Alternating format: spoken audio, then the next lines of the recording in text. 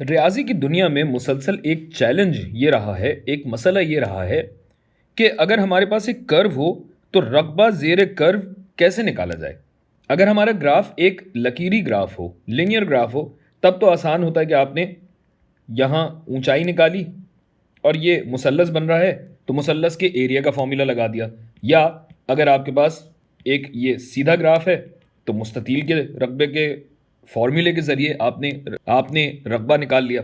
लेकिन अगर आपके पास कर्व है तब क्या किया जाए? तो एक ट्रिक जो इसमें लगाई जाती है वो ये लगाई जाती है कि भाई अगर हम ऐसा करें कि इस रकबे को, इस पूरे रकबे को अगर टुकड़ों में बांट लें। कैसे बांट लें? अगर मैं बराबर के टुकड़े यहाँ करता जाऊँ, ये और फिर ये और फिर ये, और इस तरह कर करा के मैं इस रकबे को बहुत सारे टुकड़ों में बांट लूँ, तो इससे होता यह है कि मेरे पास तकरीबन तकरीबन एक मुस्ततील की शक्ल आती है। तो मुस्ततील पूरा कैसे होगा कि यहाँ अगर मैंने इसे पूरा किया तो ये रकबा थोड़ा सा ही ऊपर जाएगा। यहाँ जब मैं पूरा करता हूँ तो रकबा थोड़ा सा कम है। यहाँ तकरीबन बराबर हमें दिखने में तो लग रहा है, लेकिन जैसे जैसे जूम करते जाएंगे तो आपको नजर आएगा कि शायद ये बराबर नहीं है।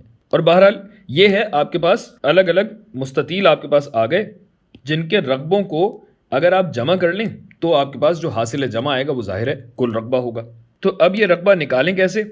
मुस्ततील का रकबा निकालने के लिए आपको क्या चाहिए होता है? आपको चाहिए होती है ऊंचाई या लंबाई कह लें। जाहिर है ये खड़ा मुस्ततील है तो यहाँ लंबाई नहीं, इसे हम ऊंचाई कहेंगे। अच्छा, ये ऊंचाई हो गई और हमें चौड़ाई चाहिए।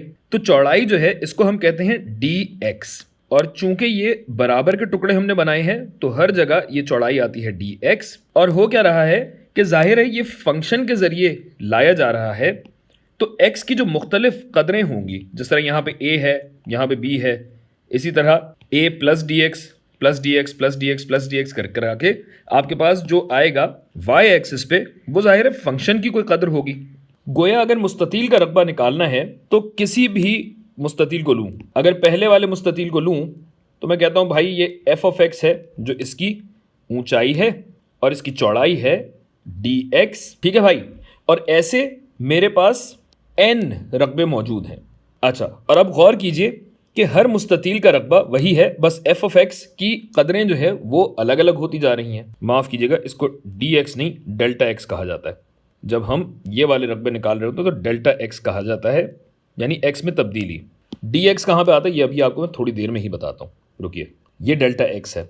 और अब मैं कह रहा हूँ कि जाहिर है हर एक f ऑफ x और हर एक डेल्टा x को आप लेंगे तो delta x1, delta x2, delta x3 बराबर ही क्यों ना हो, अलग अलग हुए ना।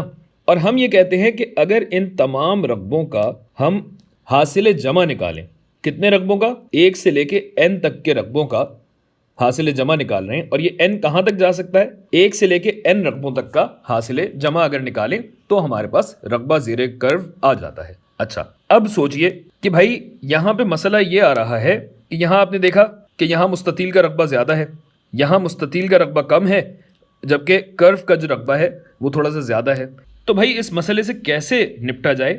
इससे आप ऐसे निपट सकते हैं कि ये जो डेल्टा x है, अगर इसको मैं छोटे से छोटा करता चला जाऊँ, बहुत ही छोटा कर लूँ, मसलन अगर मैं इतना छोटा कर लूँ, इसको इतना छोटा कर लूँ कि बिल्कुल ही दो लकीरों के बीच में कोई फासला ही ना रहे, तब जाके ये हो सकता है कि मेरा रकबा असल रकबे के करीब से करीब तर होता चला जाएगा। यानी ये जो मैंने n रकबे लिए हैं, अगर ये n लामहदूद हो जाएं, यानी n मेरा लामहदूदियत तक चला जाए, तो मेरा कैलकुलेट करदा रकबा असल रकबे के करीब से करीब तर होता चला जाएगा।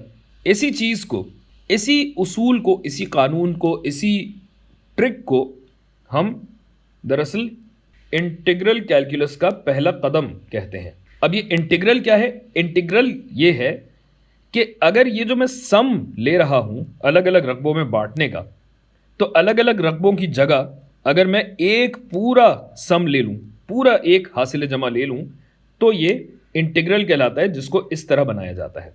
समझे, s को बना के हमने खींच दिया। अच्छा, अब इंटीग्रल क्या हो रहा है कि ये f ऑफ x ज़रब डेल्टा x का मैं इंटीग्रल ले रहा हूँ। अब डेल्टा x जब बहुत ही छोटा होता चला जाता है, यानी तकरीबन सिफर के करीब आ जाता है तो उसको हम dx कहते हैं, जो मैंने शुरू में लिखा था।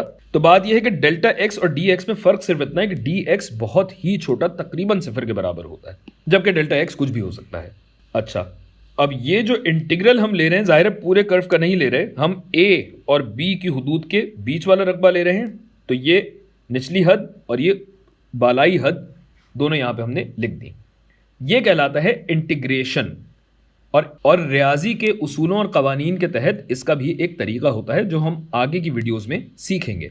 अच्छा, एक और दिलचस्प बात यहां पे बताता चलूं आपको कि अगर हमारे पास एक फंक्शन दिया हुआ होता है तो ये तो आप जानते हैं कि फंक्शन का अगर डेरिवेटिव या डिफरेंशियल लिया जाए तो हमारे पास ढलान आती है। इसी तरह अगर ढलान का इंटीग्रल लिया जाए, यानी ढलान को इंटीग्रेट किया जाए, तो हमारे पास फंक्शन आ जाता है। इस पे और इससे मिलती जुलती और इससे जुड़ी हुई तमाम बातों पे हम अगली वीडियोस में बात करेंगे।